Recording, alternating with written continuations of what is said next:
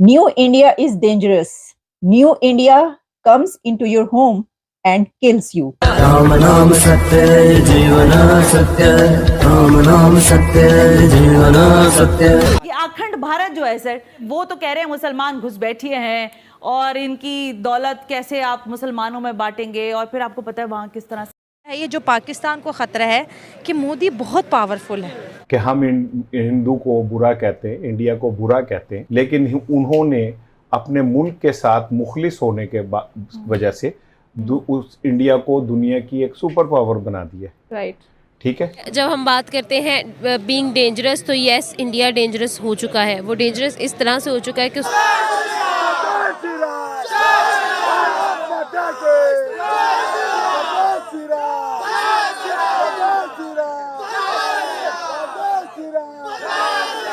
मैं इन बेशर्मों से ये पूछना चाहती हूँ आज इस प्लेटफॉर्म से कि तुम लोग कौन सी खिदमत कर रहे हो? शर्म नहीं आती? अगर जरा से भी कह रहे थे ना बेशर्मो, तो चुल्लू भर पानी लो और उसमें डुबकी मार के डूब मरो कि तुम्हारी इन हरकतों की वजह से मुल्क की जगहसाई हो रही है। यहाँ पर हिंदुत्व जो पॉलिसी है मोदी की, उसको एक बड़ी सपोर्ट हासिल है, जिसकी वजह से नरेंद्र मोदी बबांगी दौल तमाम जलसे जुलूसों में जो भी उन्होंने अपनी कैंपेन्स की, उसमें उन्होंने तमाम अकलियतों को रगेदा है। जैसे जैसे भारत में चुनाव के रिजल्ट के दिन सामने आ रहे हैं, नज़दीक आ रहे हैं, पाकिस्तान के हाथ पैर फूलते जा रहे हैं। वो यूएन में जाके गुहार लगा रहा है कि प्लीज़ आप हमें भारत से बचा लो। इस बार अगर नरेंद्र मोदी की सरकार पूर्ण बहुमत से 400 पार आई तो इस बार हमें नहीं छोड़ेगा। पीओके और बलूचिस्तान तो पहले से ही तैयार है। मुझे डर है कि मेरा पूरा पाकिस्तान भारत में ना मिल जाए। इसी बात को लेके पाकिस्तान काफ़ी चिंतित है और अमेरिका के पास, यूएन के पास, हर जगह इस्लामिक देश में गुहार पे गुहार लगा रहे, लेकिन उसकी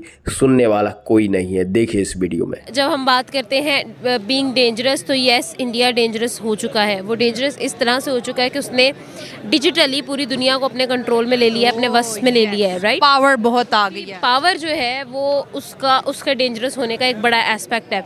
देखें, एक कंट्री डेंजरस तब होती है जब उसकी फॉरेन पॉलिसी जो है वो लीडिंग हो, उसकी जो इंटरनेशनल रिलेशंस है वो लीडिंग हो।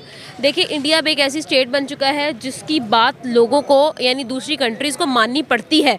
और जब एक ऐसी कंट्री बन जाती है, जब कोई भी कंट्री, कोई भी स्टेट इस स्टेट में आ जाती है, इस पोजीशन में आ जाती है, तो डेफिनेटली वो डेंजरस हो जाती है। भाई, उसको किसी की कान, जिसको हम कहते हैं ना पंजाबी में, वो नहीं रहती।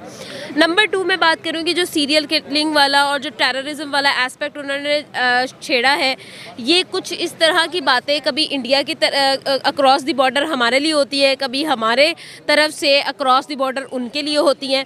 वो क्यों होती हैं ये भी मैं आपको डिस्कस कर लेती हूँ। यस, ऐसा नहीं है कि लोग झूठ की बिना पर ये बातें कर देते हैं। नो, कुछ ऐसी ब्लैक शीप्स होती हैं जो वहाँ भी हैं और यहाँ भी हैं, जो हमारी कंट्रीज़ को एक साथ जुड़ने नहीं देती हैं, जो अभी भी उसी तरह का जो है, मैं कहूँगी स्टीरियोटिपिकल माइंडसेट के साथ वो लोग आगे बढ़ रहे हैं। और अभी तक जो है उनकी माइंड से वही चीज़ नहीं निकली कि भाई, उनके प्राइम मिनिस्टर भी तो कहते हैं ना, घर में घुस के मारेंगे ना। जब जब यहाँ पे कोई मरता है जिसका ताल्लुक इंडिया की टेररिस्ट लिस्ट में होता है, वो कहते हैं देखा, घर में घुस के मार दिया। सबसे पहले तो ये माइंडसेट के इंडिया हमारा कंपटीशन है, इस माइंडसेट से बाहर निकलना बहुत ज़रूरी है।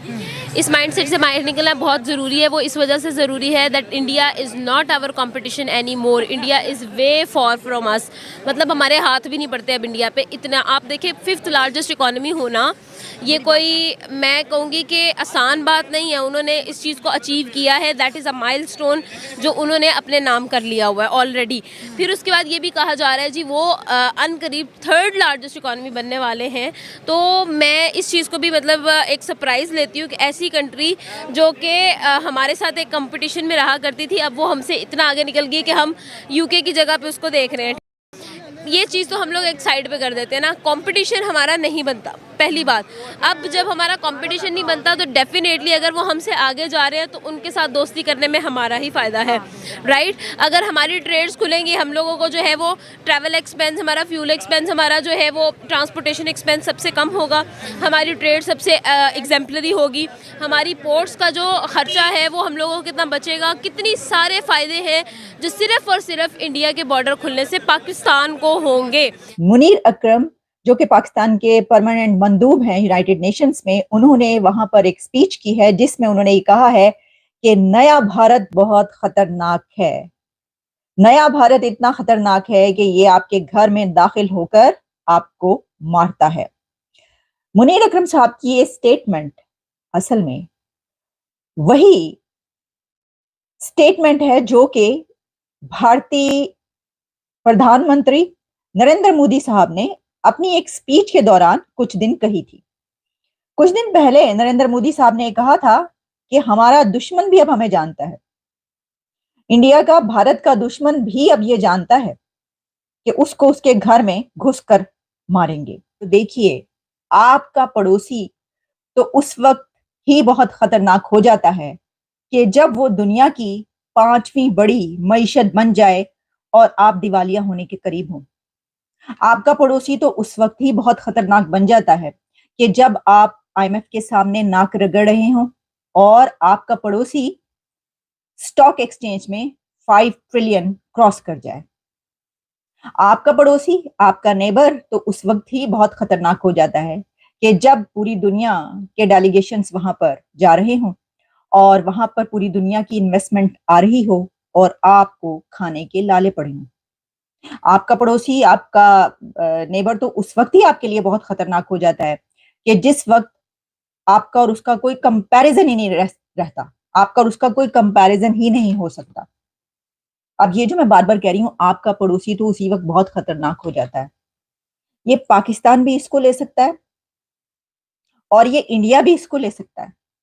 ये फिर दोनों पड़ोसी, दोनों नेबर्स एक दूसरे के लिए खतरनाक हो जाते हैं, क्योंकि जो गुर्बत है वो भी एक बहुत बड़ा जुर्म है और गुर्बत को छुपाने के लिए भी बहुत से जराइम किए जाते हैं, या खत्म करने के लिए रोटी के लाले पड़े हों। और दूसरी तरफ जब आपके पास ताकत आ जाए तो फिर आपके सामने कुछ नहीं रहता। फिर आप कहते हैं कि अब हमारे पास सब कुछ है, हम अपने पांव पर खड़े हैं, तो अब कोई कुछ करके दिखा दे। पाकिस्तान अपनी करतूत के वजह से अभी इस मुकाम पे खड़ा हो गया है कि ना ये इधर का रहा है ना वो उधर का रहा है।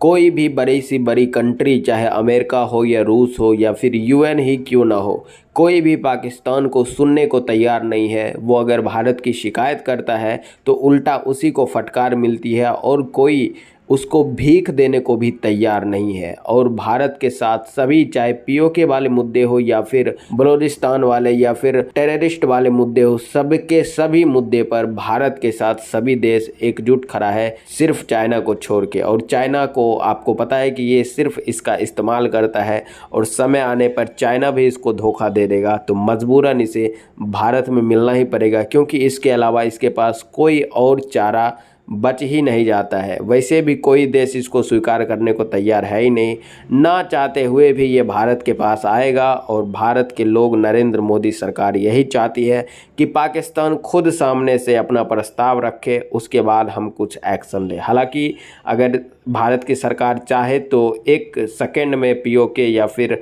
पाकिस्तान के जो भी हिस्से यहाँ पे मिलना चाहे वो मिला सकते हैं, लेकिन भारत सिर्फ इंतज़ार कर रहा है। पाकिस्तान की ऐसी हालत हो चुकी है कि वो खुद भारत के पास गिड़गिड़ाने आएगा। आपका इस पर क्या प्रतिक्रिया, नीचे कमेंट करके अवश्य बताइएगा। चलिए मिलते हैं आपसे अगली वीडियो में। जय श्री राम।